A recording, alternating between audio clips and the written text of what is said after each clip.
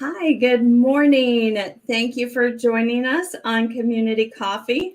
I am your host, Trina Myers, aka the Zebra Queen, and I have an amazing guest here today, Tisha Downing. And Tisha and I actually met virtually on social media, and we were able to connect in a completely different way than the average pageant queen. And we're going to talk a little bit about that here in a few minutes. But as you all know, Community Coffee is about positivity and enlightenment and how individuals can get connected in their community and make a difference. So thank you for joining me this morning, Tisha. Thank you for having me. So can you tell us a little bit about, you have a banner, a sash on, and a crown. So can you tell us a little bit about what does that represent and mean to you? Yes, I am Mrs. American Beauties National 2022. I was just crowned this past April, a couple of weeks ago on the 9th. And like I said, I just got crowned. Me and my sister queen, we just had an appearance last night. So it was amazing. We met a whole bunch of other sister queens there, but it's through Royal Productions and they have several systems. So there's a Plus division, there's the National division, there's also American Select Veterans, which was their inaugural system this week or this month, and those women killed it. They were amazing. So if you ever get a chance to catch it, please catch it. And the Royal Productions has a system for everyone. So come on out, look us up. I'm sure there's a system that will fit you. Wow, I was not aware of that. So your Mhm. particular title, is it a certain age division or is there specifics to that particular division? Yes, you have to be married, and it goes from 18 to 49. So I could actually transition into the classic division. I will be turning 50 this September, but so I'm aging out of this category, but that's okay. It's a whole new milestone. So I'm in a whole different age bracket. You know how you get those questionnaires and you have to fill them out? Yes, I'm now into a different age bracket, but it's okay. I think I can handle it. Yes, you're aging gracefully. Thank you. That's part of EDS. That's right. And, before we get into that component of it, Hmm. um, so a lot of times women compete in pageantry because they have a specific platform or a topic that they want to talk about or have their voice heard. So, can you tell us a little bit about your reason and your why? Yes, my platform is Connected Warriors, and I'm married to a veteran. And Connected Warriors is, well, it was started down in Florida by Judy Weaver, and it was a program designed to teach trauma conscious yoga to active duty veterans, first responders, and their families for free. And like I said, my husband is a vet of 21 and a half years. My children, I have twins. One has served and the other is still serving. I come from a long line of military, my uncle, my great uncle, my brother-in-law. So we've had a very strong military background. And I'm just knowing what my husband has gone through, what my family and friends have gone through. When my brother-in-law told me about Connected Warriors and I was going through yoga teacher training, I figured this is perfect. I needed to jump on it and become trained in trauma conscious yoga immediately. So that's where I've been for the past 3 years, and I enjoy it. I enjoy seeing the veterans thrive. I enjoy being able to bring a little bit of peace to their daily routine, and it's fulfilling. And I enjoy being able to bring a little bit of peace to our community's heroes and our country's heroes.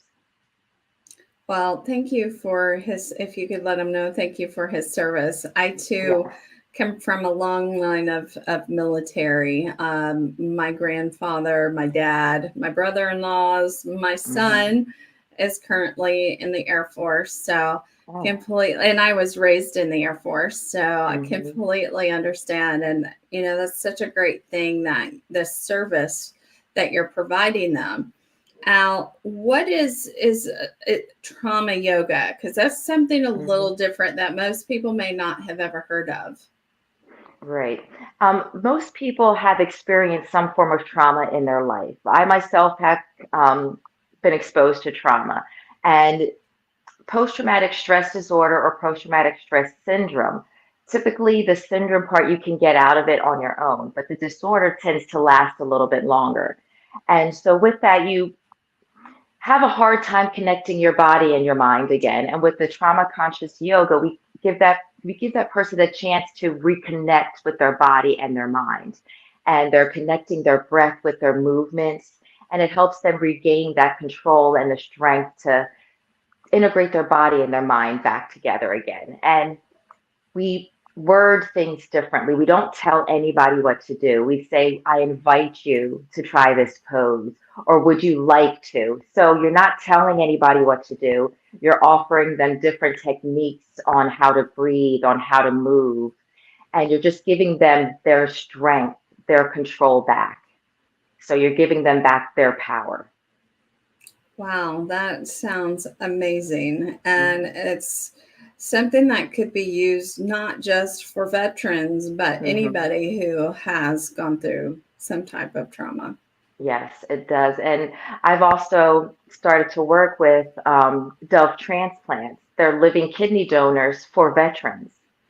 And I myself wanted to become a living kidney donor. One of my friends, who is a fellow pageant sister, Lindsay Gutierrez, she just got cleared to become a living kidney donor. And I tried, but I didn't get past the first screening due to several abdominal surgeries because of my Ehlers-Danlos. But I wanted to give back because of the veteran community. So I'm teaching them trauma conscious yoga because they're going through surgery and that's traumatic and with anxiety and all of that. So we'll be going through meditation practices and trauma conscious yoga. So I'm helping the veterans again with the trauma conscious yoga. That's great.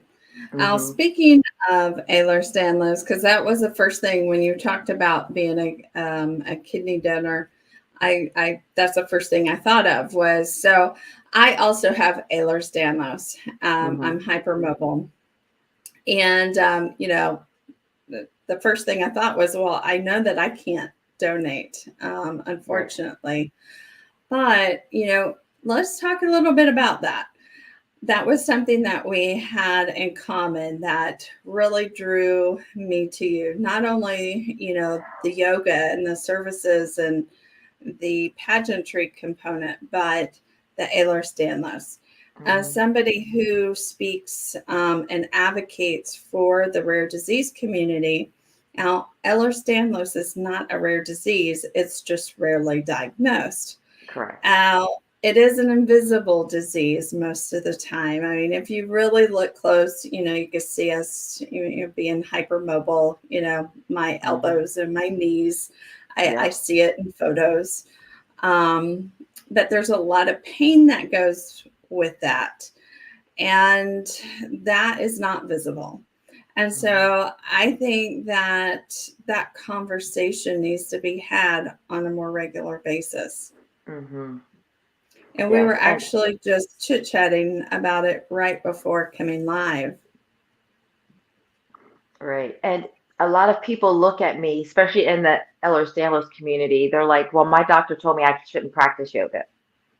And I get that a lot. A lot of people are like, you shouldn't be doing what you're doing. And it's funny because my geneticist, when he diagnosed me, I asked him about that. And he said, you just need to be mindful and you need to learn how to practice without hyperextending. So Yes. I went back to my yoga instructor who trained me, and she helped me learn how to practice without hyperextending my joints. So I Yeah, actually because have Ehlers-Danlos patients that I teach yoga to. And some classes we spend about 20 minutes on how to correctly stand without hyperextending our joints. So as I'm teaching, I also tell people to be mindful of how you're standing, how you're holding your arms so you're not hyperextending your joints. I have to remember when I'm practicing in my own yoga practice not to hyperextend just as when I'm on stage, not to hyperextend my knees, not to lock my knees, not to hyperextend my back. And a lot of people don't understand that's exhausting, that we have to think Yes. about when we're standing in heels, not to hyperextend your back, not to hyperextend your elbows, not to hyperextend your knees. And you have to not only remember to look at the judges, do this, do that, but then, okay, tuck my chin because I'm doing the swan neck, because my neck is very hypermobile, and then your back is very hypermobile. It's exhausting It really to try to is. remember how to stand correctly. And not Yes. just stand correctly in a T pose, but stand correctly so at the end of the day, you're not in more excruciating pain than you already are. And people look Yeah. at you and they're like, you're smiling, but you have to smile, because if you don't smile, you're going to cry Yes. because you're in so much pain. Yes. I can relate so much, and even to the point where, like, I rarely ever wear heels on a regular Hmm. basis. I actually fractured my foot from just walking. And, those are things because of the hypermobile that I wasn't wearing supportive enough shoes. Hmm. And so that's where the fracture came from. And so during pageant season, it's really challenging because, we have to think about all those things, but we also have to think about not injuring ourselves. Exactly. Yes. Like Yeah. this past nationals, I was walking in platform heels and my ankle rolled. And I told everybody I sprained it, but actually my ankle dislocated. Right. But what are you going to do? So I just Yes. kept going. And I didn't want to tell anybody that my ankle dislocated, because people get a little bit weird when you tell people stuff like that. So I just told everybody that it was sprained. And they're like, well, we'll tell the judges and you just walk in flats. I was like, no, I will walk in heels. And I iced it and did what I had to do. And I walked in my heels. But that's my life. That's just Yes. what I do. The Yes. show must go on. Exactly. I mean, that's like Things a daily dislocate. occurrence for me. Yeah, my shoulders and my hips and my ankles daily. Hmm. Yep. Waking up in the middle of the night because of, my shoulder had rotated out. Now, were you diagnosed at an earlier age or a later age in life? I found out about 3 years ago. Okay. I Yeah, and just found out last year. it's so funny because when one of the doctors, I was an orthopedic surgeon, I had chronic hernias, and I was having a lot of pain in the groin area because I've had two inguinal hernias on each side, and I kept having the same pain. And one of my doctors said, I'm going to send you to an orthopedic surgeon because you may have a hip issue and not the hernia issue, because sometimes they present in the same area as groin pain. So I went to the orthopedic surgeon, and he's just looking at me and he's looking at my history, and he's like, can you do this? He's like, can you touch the floor, put your palms on the floor? I was Hmm. like, yes. And I did that. And he's asking me all these weird questions, and he's pulling my fingers back and Right. and he's like asking all these strange questions. He's like, you've had children, right? I was like, yes. He's like, were any of them born early? I was like, yes. Hmm. And I'm answering the questions, and he's asking about my whole history. And he's like, hmm. He's like, I think you may have a connective tissue disorder. I was like, what's that? I have no clue, never heard of anything like that before. And he's like, I want to send you to get an MRI of your hip, and then I'm going to see why your hip is having an issue. He's like, but I think you have a torn labrum. And he's like, and I'm pretty sure you have one on both sides. He's like, your hips are very loose. Right. And he's doing all this and moving my legs. He's like, you're very flexible. And I was like, I was a dancer and I teach yoga. He's like, but you're more flexible than even for that. Hmm. He's like, have you ever heard the word double jointed? I was like, yes. He's like, have you been told that when you were younger? I was like, yes. He's like, well, that's not a real term, but people throw it around He's like, I think you're hypermobile. I had no idea what that meant. I'd never heard that before. And then he's pulling my fingers back and doing all this stuff. And he's like, have you ever heard of something called Ehlers-Danlos? I was like, what? He's like, okay. He's like, I'm going to send you for your MRI. He's like, I just want you to do some research, look that up. And then when you come back, tell me if anything clicks. So came back and I was doing the research. And I was like, this is my entire life. Yes. Just in that one section. And I'm Right. telling my husband, and I was like, look at this. All of this has happened to me. I was It like, oh all my makes goodness, I'm sense. not crazy. I was like, this Right. is me. I was like, my knees have dislocated for no reason, you know? And I was like, this is my whole life right here. And I was crying because I was like, I'm not crazy. I was Yes. like, this is what I have. I know this is it. And I went back to the doctor and he's like, so, did you do the research? I was like, yes. He was like, what do you think? I was like, I think I have this. He's like, yes, you do. He's like, he's like, I can't diagnose you, but I need to send you off to a geneticist. He's like, but you have this. And Right. he's like, you have a hip labrum on both sides. And he's like, and it's from being hypermobile. Yeah. He's like, you have Ehlers-Danlos syndrome. He's like, I'm surprised nobody caught this sooner. Well, He's like, your symptoms were there.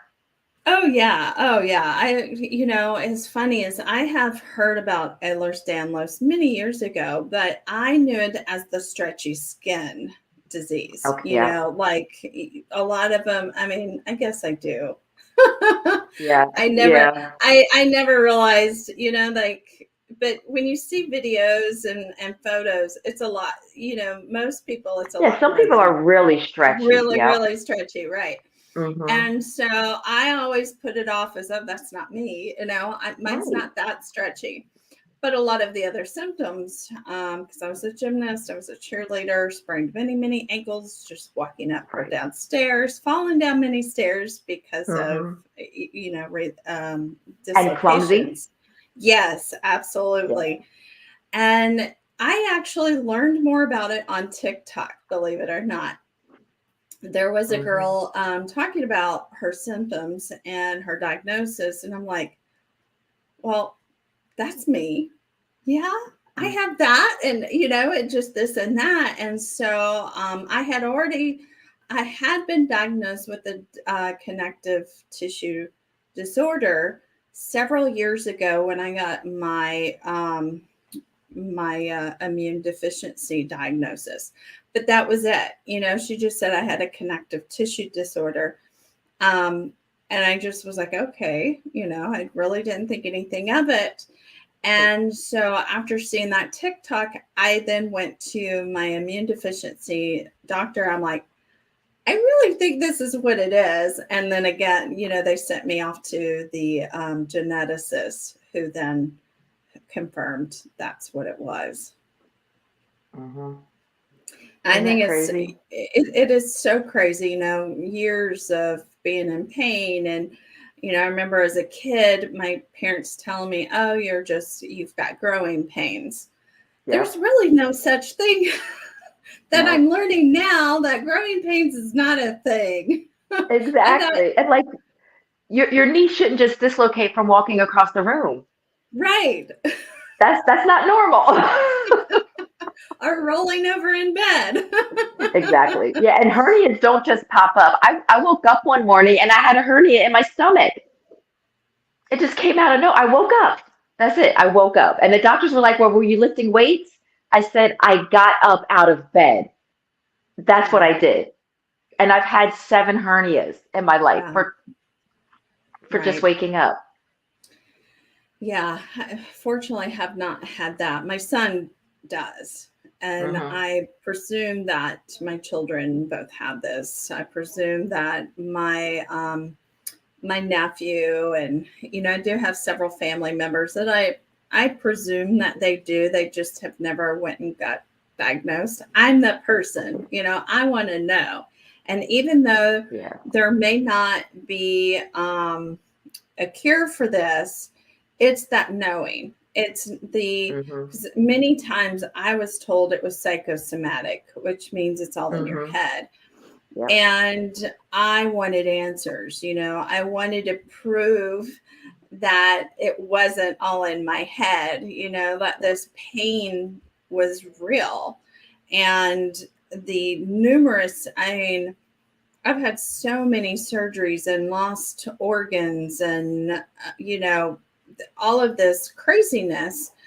And the last surgery, I had a hysterectomy. And this was before I even knew that I had an immune deficiency. The Where the stitches were, the scarring was really strange. And so that's, I had taken it to my doctor. I'm like, something's not right. Like, you didn't stitch this right, or, it just didn't look normal. And now knowing it's because of the Ehlers-Danlos, we do just tend to scar a little differently. I woke up during surgery before. I've heard that. Yeah, right in the middle. I was like, ow. And they looked and they're like, oh my gosh, she's awake. And I put right back out. Right. I do know Because that you we're pretty metabolize sensitive. medicine Right. different. We're sensitive to medications and anesthesia and all that Yeah, and I've jazz. had my twins were born early, almost, they were 24 weeks, so 16 weeks early. And then Wow. my second was a single. He was born 8 weeks early. And then that's when I was diagnosed with an incompetent cervix. So my last two kids, they stitched me shut and I was able to carry them to term. But my last child, from start to finish, 2 hours, easy. Because we tend to have quick labors. Right. Yes. Yeah. That, there's so many things looking back, and it's just like, oh, Yeah, okay. everything was there. Everything was Yeah. there. But it's just the Yeah. fact that you go to the wrong doctors. I was even labeled as a hypochondriac in one of my files, and one of my doctors saw it and took it out. Good. Yeah, She was like, it's this is important to ridiculous. find those physicians that, are going to advocate for you. And that's one of the challenges that I'm facing right now is so my family's originally from Iowa, and I moved to Georgia and lived there for almost 20 years. And that's actually where I was diagnosed, because I was misdiagnosed here in Iowa um, with fibromyalgia. And so I moved back to Iowa to help my dad, who had a stroke. And trying to get my health care set up back here in Iowa has just been a nightmare, because people don't, the healthcare system up here just didn't know how to take care of me. I was the first patient in the clinic that they had dealt with who had a rare. And after 5 times of my insurance getting denied for my treatment, I said, this is enough. And relocated back to Georgia. And now I'm back and forth between the states just so that I can get the treatment that I need to keep me healthy and my quality of life sufficient enough, and I say that with loose terms because, we were talking about earlier our pain levels. And, I was talking to a friend of mine a couple days ago. And like right now, my hip is like you were talking about. I've got a lot of instability in my hip. And I'm at the point where I need a mobility aid. I'm looking at some canes to help me get by. And she's like, how do you do it? And I'm like, well, today's pain's really not too bad. It's probably maybe a 3 or 4, but my 3 and 4 to somebody who is not used to pain is probably an 8, 9, or 10, And so having that mindset and that, just having grace for individuals like us, even though you may not know that we're in pain, just having grace and love for us, and just being gentle. I would say is the biggest thing that you can provide for us. Because I tell you, like when I wake up in the morning, I'm probably at a 5 just to get out of bed, Yes, and that's the norm. And right. we can't stop. We just have to keep going. Because like we were Yes. talking earlier, if we stopped and just dealt with our pain, we'd never leave the house. I And think we're that's more not how you want to live our life. right. We tend to push to the max because we know that's what we have to do. hmm Yeah. And we've learned to take time for ourselves. And when we hit our limit, we need that rest. Yes. Yeah. So please, if you're a friend of ours, just know that when we say we can't, we're not trying to, skip out on hanging out with you or, going to dinner or whatever. It's just, we just need a hmm rest. Um, And brain fog is a thing. oh my gosh. Yes. I used to travel the US and I gave presentations to college students and universities.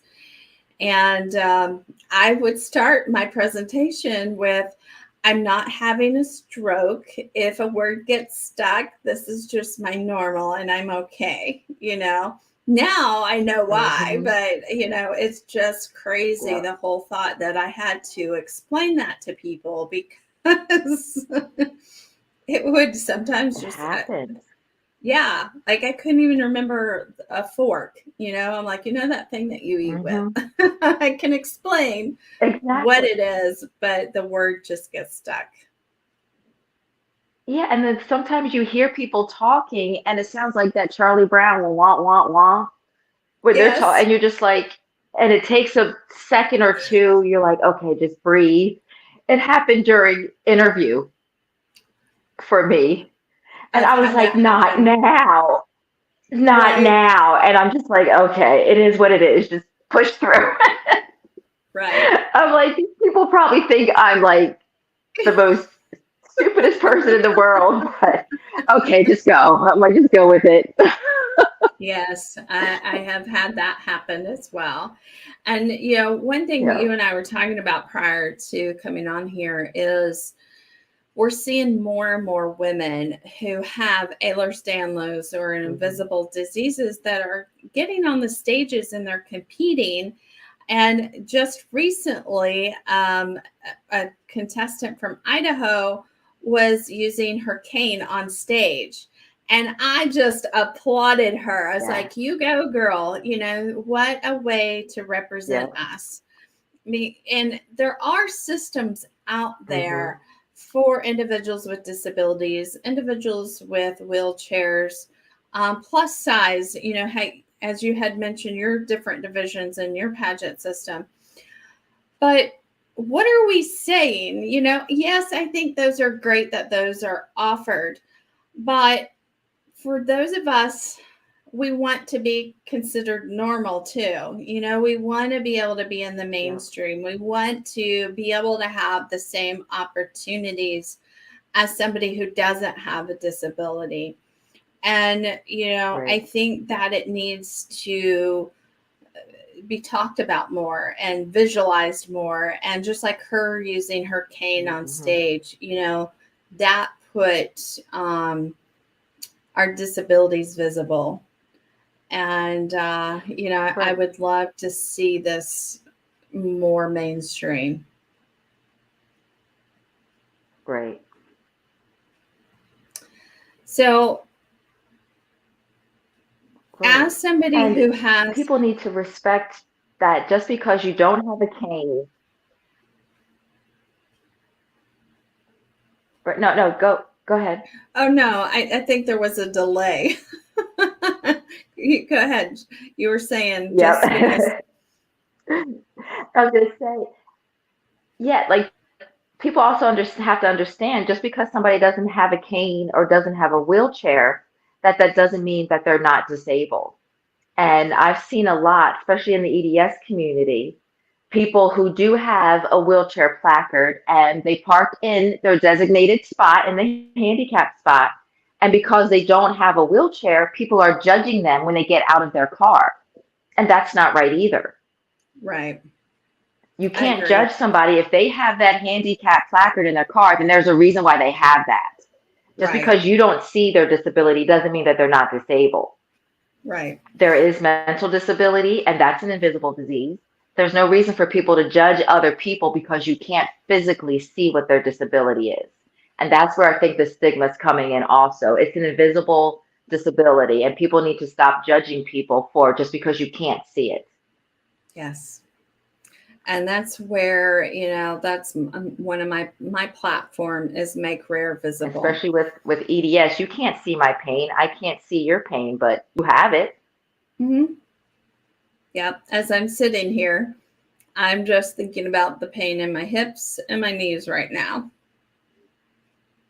So absolutely.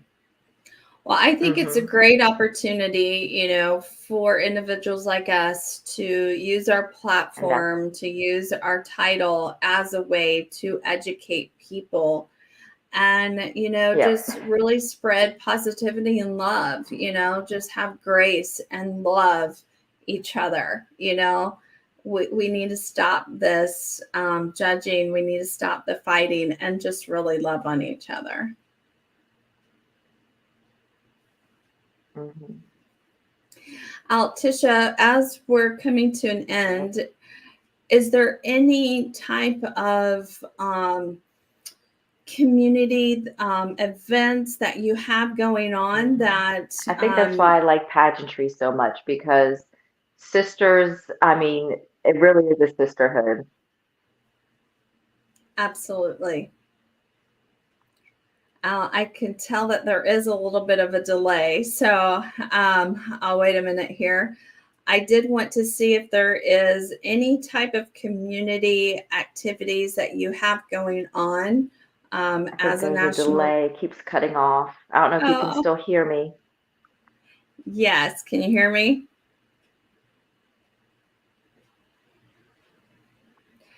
Are there any activities that you have going on? Oh, I think we just lost her. I saw that the connection was starting to go in and out. It was getting a little blurry with her. So if she does not come back, we lost her. So that's okay. Technology, we just go with the flow and make the best of our situation, right? So I will reach out to Tisha and ask her to put in the comments how to reach her. If you want to know more about her trauma yoga, if you're interested in knowing more about her platform or her national title, I'll have her put her contact information in the comments. Oh, let's see. There we go. Can you hear Yeah, me? yeah, it kicked me out. Yeah. That's okay. I was just saying, if when we're done, if you can go in the comments and put your contact information. So if Yes. people wanted to reach out to you about your platform or your trauma yoga, about Ehlers-Danlos or Hmm. your pageant system, that they know how to reach you. Yes. All right. They can find me on Instagram and Facebook and Snapchat and all those. So I'll definitely leave it in the comments. Perfect. And is there any type of community activities that you have going on that people can get connected and help you as a national title holder? Well, I'm always doing Connected Warriors every Wednesday, virtual and in person. So if you want to come out and join us for some free yoga, come right ahead. You can go to connectedwarriors.org to sign up. And if you want to donate to Dove Transplants, go to dovetransplant.org. Wonderful. Well, thank you so much for your time today. Thank you for sharing that compassion with me for the invisible illness community and shining your light. Thank you for having me. All right. And thank you for my viewers for chiming in today for Community Coffee. We will be coming back very soon. I have a lineup of other guests. We have a Mother's Day special coming up that I'm really excited to share with you. And if you are interested in being a guest, just reach out to me and we'll look and see what availability I have for dates and times. So you all have a wonderful week, and I will see you again soon.